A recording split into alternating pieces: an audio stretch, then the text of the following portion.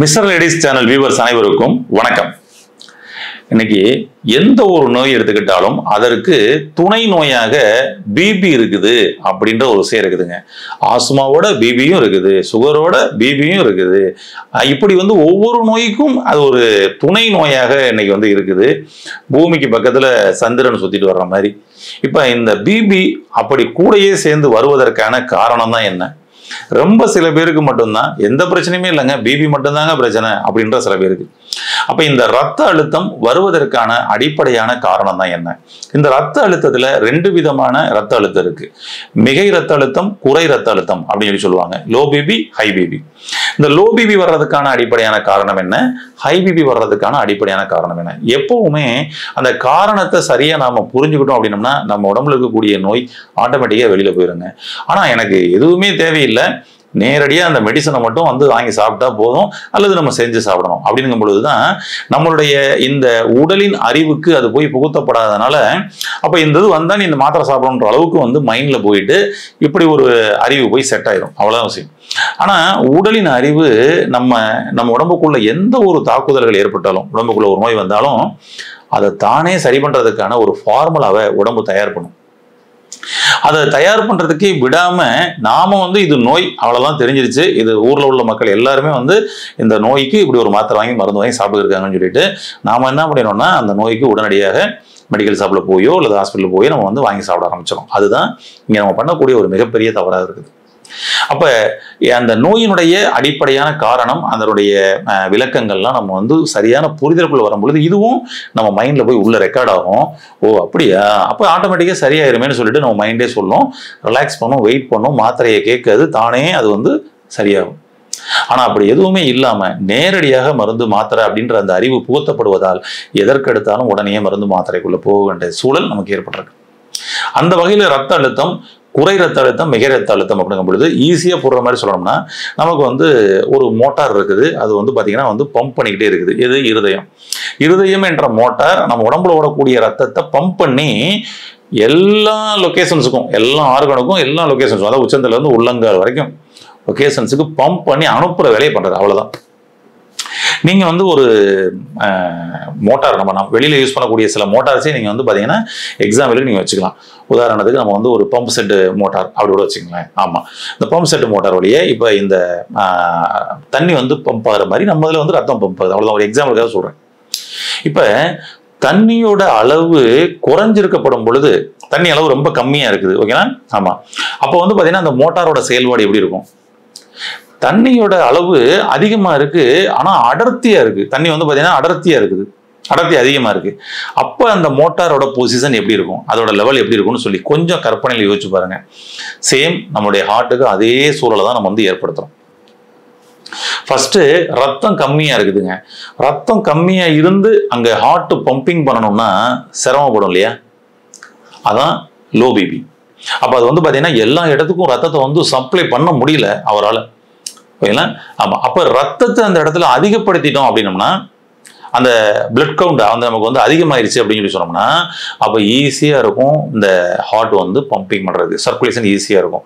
அப்ப நமக்கு பிபி, ரத்த அழுத்தம் அப்படின்ற ஒரு பிரச்சனைன்றது ஏற்படாது, சீராக செயல்படும். நீங்க பாருங்க, நிறைய பேர் அதிகமா பெண்கள் இந்த குறை ரத்த அழுத்தம் அப்படின்னு சொல்லக்கூடிய லோ பிபில அதிகமா இருக்கிறாங்க. அவங்க எல்லாம் செக் பண்ணி பார்த்தா அவங்களுக்கு பிளட் கவுண்ட் கம்மியா இருக்கு, ஹீமோகுளோபின் கம்மியா இருக்குது அப்படின்றத அவங்க கேள்விப்படுறாங்க.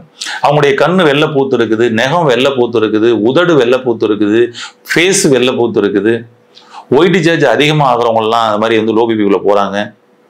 காரணம் தான். அதனால அவங்களுடைய ரத்தத்தை அதிகரிக்கப்படும் பொழுதே ஆட்டோமேட்டிக்கா லோ பிபி அப்படின்ற அந்த பிரச்சனைகள் நம்ம வெளியே வந்துடலாம். ரொம்ப சிம்பிளா ஈஸியான சொல்யூஷன் அதுதான். இந்த ஹை பிபி இருக்கு இல்லையா, இதற்கு தான் காரணங்கள் நிறைய இருக்கு. ஃபர்ஸ்ட் உங்களுடைய ரத்தம் அடர்த்தியானா, அந்த அடர்த்தி அதிகமானா, அவ்வளவுதான். இந்த ரத்தத்தோட அடர்த்தி அதிகமாச்சுன்னா இப்ப ஒரு உதாரணத்துக்கு ஒரு தண்ணியை பம்ப் பண்ற மோட்டார் ஈஸியா பம்ப் பண்ணிட்டு இருக்கும். அதே மோட்டரை வச்சு நீங்க ஒரு டீசல் இல்ல இன்னும் கிரீஸ் கலந்த டீசல் அப்படி வச்சுங்களேன், அதாவது அடர்த்தி அதிகமா சொல்றேன், பம்ப் பண்ணா எப்படி இருக்கும்? இல்ல சாக்கடை தண்ணி பம்ப் பண்ணா எப்படி இருக்கும்? அந்த மோட்டர் திணறுமா? திணறும், ஆடும். அதோட ஸ்பீடோட இது பாத்தீங்கன்னா குறையும், அதோட ஆர்பிஎம் குறையும். சேம். ஆனா நமக்கு இங்க என்ன அப்படின்னா வேற வழியே இல்லை, நீ 72 துடிப்புகள் துடிச்சே ஆகணும், எல்லா இடத்துக்கும் நீ அனுப்பியே ஆகணும், அவ்வளவுதான். அப்ப என்ன பண்ணலாம், இன்னும் கொஞ்சம் எக்ஸஸா ஒரு மாத்திரை கூட உனக்கு தரேன், எக்ஸ்ட்ரா ஒரு டோஸ் தரேன், ஆனா நீ என்ன பண்ணணும், பம்ப் பண்ணணும்.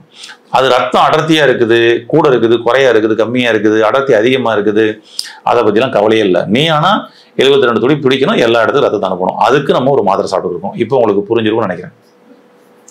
ரத்தத்தோட அடர்த்தியை குறைக்கணும்னு சொல்லி நம்ம முயற்சி பண்ணாம இருதயத்தினுடைய வேகத்தை கூட்டணும் அல்லது வேகத்தை குறைக்கணும் அப்படின்னு சொல்லிட்டு நம்ம வந்து மாத்திரைகள் எடுத்துக்கிட்டு இருக்கிறோம். ரத்தத்தோட அடர்த்தியை நம்ம என்னைக்கு குறைக்கணும்னு நம்ம நினைக்கிறோமோ அப்பதான் இந்த பிபில இருந்து வெளியே வர முடியும். இப்ப ஏதாவது ஒரு நோய் வந்துருச்சுங்க, அது கூட இது வந்துருச்சுங்க அப்படின்னா உடல் தன்னைத்தானே சரி செய்யக்கூடிய ஒரு சிஸ்டத்துல இருக்குன்னு சொல்றோம்ல. அப்ப அந்த நோயை சரி பண்றதுக்காக எக்ஸஸா அது பிளட் சப்ளை பண்ணிக்கிட்டு இருக்கும். புரிஞ்சுங்களா? நீங்க பாருங்க, ஏதாவது ஒரு விபத்து காலகட்டங்கள்ல நமக்கு பிபி அதிகமாகுது. ஏன் அப்படின்னா ஒரு இடத்துல டேமேஜ் ஆன உடனே எக்ஸஸா பிளட் சப்ளை பண்ணி அந்த இடத்த ஹீல் பண்றதுக்கு நம்ம உடம்பு முயற்சி பண்ணுது. அப்பதான் பிபி அதிகமாகும். அப்ப உடம்புக்குள்ள ஏற்கனவே டேமேஜோடையே ஒரு பார்ட்ஸ் வந்து நமக்கு வந்து இருக்குது, அது கூடயே டிராவல் பண்ணிட்டு இருக்கோம்னா அப்ப பிபி இருக்க தானே செய்யும். அதை போய் சரி பண்றதுக்கான ஒரு முயற்சி பண்ண தானே செய்யும். ஆனா நாம என்ன பண்ணணும்னா உடலின் அறிவு தெரியாம நம்ம படித்த அறிவுகளை பயன்படுத்தி அதுக்கு ஒரு மாத்திரை இதுக்கு ஒரு மாத்திரைன்னு சொல்லி நம்ம எடுத்துக்கிட்டு இருக்கிறோம். உடம்பு பார்க்குது, ஓ அப்படியா சரி எடுத்துக்க அப்படின்னு சொல்லிட்டு அதை பதிவு பண்ணிட்டு அதே மாதிரி எடுக்க வச்சது. இவ்வளவுங்க ரொம்ப சிம்பிளான விஷயம். அப்போ உங்க ரத்தத்தை என்னைக்கு சுத்தம் பண்றீங்களோ, ரத்தத்தோட அடர்த்தியை என்னைக்கு குறைக்கிறீங்களோ அப்பதான் நீங்க பிபியில இருந்து வெளியே வர முடியும். இப்போ உங்களுக்கு புரிஞ்சிருக்கும்னு நினைக்கிறேன். ரத்தத்தோட அடர்த்தி அதிகமாகாம இருக்க நான் என்னங்க பண்ணலாம், ரத்தத்துல அந்த எல்லாம் சுத்தக்கூடிய சத்துக்கள்ல எல்லாத்துலயும் பேடு அப்படின்ற ஒரு விஷயம் இருக்கு. குட் பேடுன்னு இருக்கு, சரிங்களா? Good glucose, bad glucose, good cholesterol, bad cholesterol, சரிங்களா? அந்த குட் சால்ட், பேட் சால்ட் இப்படிலாம் சொல்லலாம். அப்போ உள்ளுக்குள்ள வந்து பாத்தீங்கன்னா ரத்தத்துல ஃபுல்லா அந்த மாதிரி வந்து எக்ஸஸா பேட் குளுக்கோஸ், பேட் கொலஸ்ட்ரால் இப்படிலாம் சுத்துது பாருங்க. இதுதான் ரத்தத்தோட அடர்த்தியை அதிகமாக்குது, எக்ஸஸா அந்த சால்ட் எல்லாம். அப்ப அவங்கெல்லாம் எக்ஸஸா சுத்தாம அதை வெளியேற்றக்கூடிய ஒரு வேலையை நம்ம பண்ணிக்கிட்டே இருக்கணும் டெய்லி. அப்பதான் வந்து பாத்தீங்கன்னா ரத்தம் அங்க அடர்த்தி அதிகமாகவும் போகும். அப்ப நம்ம அதுக்கு என்ன பண்ணலாம் அப்படின்னு சொன்னோம்னா, உங்களுடைய ரத்தத்துல அதிகமான அடர்த்தி ஏறாம இருக்கணும் அப்படின்னு சொன்னோம்னா ஈஸியா ஒரே ஒரு டீ சொல்றேன், இந்த டீயை சாப்பிடுங்க. அதுக்கப்புறம் நம்ம வீட்டுல சாப்பிடுற மாதிரி வந்து ஒரு கீரை ஒண்ணு சொல்றேன், இந்த கீரையை எடுத்துக்கிட்டோம் அப்படின்னு சொல்லி சொன்னோம்னா இந்த பிபி ரத்த அழுத்தத்தை சூப்பரா கண்ட்ரோல்ல வச்சுக்கிறதுக்கு ரொம்ப அருமையா சப்போர்ட் பண்ணி கொடுக்கும். ஃபர்ஸ்ட் ஒரு டீ. இது என்னன்னா எலுமிச்சம்பழம், தேனு, சுடுதண்ணி, அவ்வளவுதான். இதுதான் டீ. இது உங்களுடைய ரத்தத்துல அந்த அடர்த்தி அதிகமாகாம பாதுகாக்கிற வேலையை சூப்பரா பண்ணி கொடுக்குங்க. என்ன பண்ணணும்னா ஒரு டம்ளர் தண்ணி, சுடுதண்ணி, ஒரு டம்ளர் சுடுதண்ணி, அதுல வந்து ஒரு அரைக்கால் எலுமிச்சம்பழம், அவ்வளவுதான். அதாவது ஒரு கால்ல பாதி, அரைக்கால் எலுமிச்சம்பழ சாறு, ஒரு ஸ்பூன் தேன், அவ்வளவுதான். கலக்கிட்டு ஸ்பூன்ல எடுத்து சுவைச்சு சாப்பிடணும். கடற்கடன் குடிக்கூடாது. அப்படி ஸ்பூன்ல எடுத்து சுவைச்சு சாப்பிடணும். எலுமிச்சம்பழம், தேனு, சுடுதண்ணி, அவ்வளவுதான். இனிப்பு, ஜீனி எதுவுமே சேர்க்கக்கூடாதுங்க.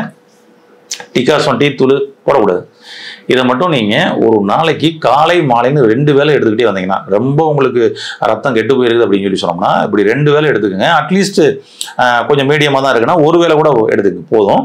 ஆனா 2 வேளை எடுத்தீங்கன்னா ரொம்ப நல்லது. எடுத்து பாருங்களேன். ஒரு 48 நாள், ஒரு மண்டலம் நீங்க வந்து தினந்தோறும் எலுமிச்சம்பழம், தேன் கலந்து டீ சாப்பிடுவீங்க, காலையிலையும் மாலையிலையும் அப்படின்னு சொல்லி எடுத்துங்க. காலைல சாப்பிட்டதுக்கு அப்புறம் ஒரு 11 மணிக்கு எடுத்துங்க. இல்ல காலைல சாப்பாடு முன்னாடி எடுத்தீங்கன்னா கூட ரொம்ப நல்லதுதான். ஒரு 8 மணிக்கு நீங்க வந்து எடுத்துட்டு ஒரு 9 வரைக்கும் நீங்க சாப்பிட்டுக்கலாம். அல்லது ஈவினிங் வந்து பாத்தீங்கன்னா வந்து ஒரு 4 to 5 அந்த ரேஞ்சில் வந்து ஒரு அளவு வந்து லெமன் டீ எடுத்துக்கலாம். எடுத்து பாருங்க. 48 நாள் என்ன மாற்றம் நடக்குதுன்னு பாருங்க.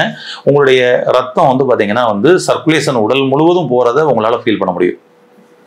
அங்கங்க உடம்புல அங்கங்க அரிச்சுக்கிட்டு இருந்தோம் பாருங்களேன், அதெல்லாம் தேக்கம் தான், ரத்த ஓட்டம் தேக்கம் தான். இதை நீங்க எடுக்கப்படும் பொழுது அதெல்லாம் வந்து அப்படியே கிளியர் ஆகும். அப்போ சர்க்குலேஷன் நல்லா ஃப்ரீ ஆகும். ஓகேங்களா? இது போக ஒரு கீரை சொன்னேன் பாருங்க. தினந்தோறும் இந்த கீரையை நீங்க வந்து எடுத்துட்டு வரலாம். வாரத்துல 2 நாள் மட்டும் பயன்படுத்தினா கூட போதுங்க. தண்டு கீரை. இந்த தண்டு கீரை நீங்க வாரத்தில் 2 நாள் உங்களுடைய உணவுல நீங்க வந்து பாத்தீங்கன்னா காய் சாப்பிடுறதுக்கு கீரை வந்து ஒரு உணவா வச்சுக்கோங்க. ஓகேங்களா? ஆமா, ஒரு காயா வச்சுக்கோங்க. வாரத்துல 2 நாள் எடுத்துக்கிட்டே வாங்க. உங்களுடைய பிபி மாத்திரைகளை உடனே நிறுத்தாதீங்க. பிபி மாத்திரை எடுத்துட்டு வாங்க. இதை எடுக்க என்ன ஆகும்னா உங்களுடைய பிபியோட லெவல் வந்து பாத்தீங்கன்னா குறையும். ரத்த அழுத்தம் குறைவதற்கு ரொம்ப அருமையா சப்போர்ட் பண்ணி கொடுக்கும். ரத்த குழாய், பிளட் சர்க்குலேஷன் இம்ப்ரூவ் ஆகுறது, இப்படி எல்லா விஷயத்துக்கும் வந்து சப்போர்ட் பண்ணி கொடுக்கும். வீக்லி டுவைஸ் இந்த தண்டுக்கீரை எடுத்துக்கோங்க. தினந்தோறும் ஒரு லெமன் ஹனி டீ வந்து சாப்பிட்டுவாங்க.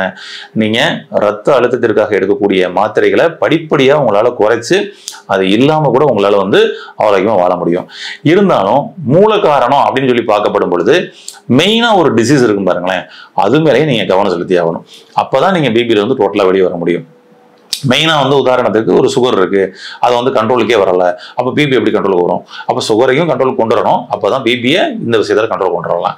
ஆஸ்துமா இருக்குது, அப்ப அதை கண்ட்ரோல் கொண்டு வரணும், அடுத்தது பிபியும் கண்ட்ரோல் கொண்டு வரணும். இப்படி சேம் டைம் நமக்கு இருக்கக்கூடிய மெயின் கம்ப்ளைண்ட்ஸையும் நம்ம வந்து பாத்தீங்கன்னா வந்து ரெக்கவர் பண்ணி கொண்டு வரக்கூடிய வேலையை பண்ணா மட்டும்தான் நம்ம பிபியில இருந்து முற்றிலும் வெளியே வர முடியும்.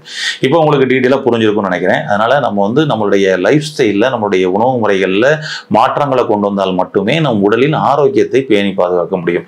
இதை பயன்படுத்தி பிபியே இல்லாம ஆரோக்கியமா என்றென்றும் வாழ வாழ்த்துக்கள். நன்றி.